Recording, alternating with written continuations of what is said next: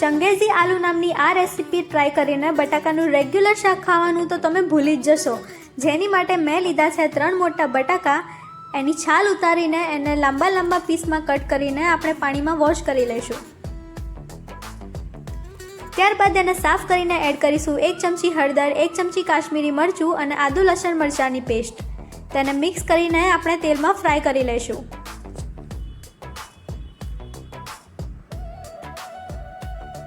Fry કરેલા બટાકા સાઈડમાં કરીને એ જ તેલમાં આપણે ડુંગળીને પણ ફ્રાય કરી લઈશું. ત્યારબાદ મિક્સરમાં એડ કરીશું ફ્રાય કરેલી ડુંગળી અને 2 ચમચી દહીં. સાથે સાથે તમે કાજુ પણ એડ કરી શકો છો એન્ડ એની બનાવી લઈશું એક પ્યુરી. એન્ડ એની સાથે ટોમેટો પ્યુરી પણ આપણે રેડી કરી જ લઈશું. એન્ડ વઘાર આવી જાય એટલે એડ કરીશું ટોમેટો પ્યુરી.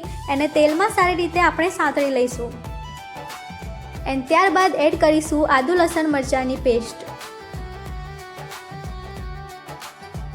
ત્યારબાદ એડ કરીશું ડુંગળી અને દહીંની પ્યુરી.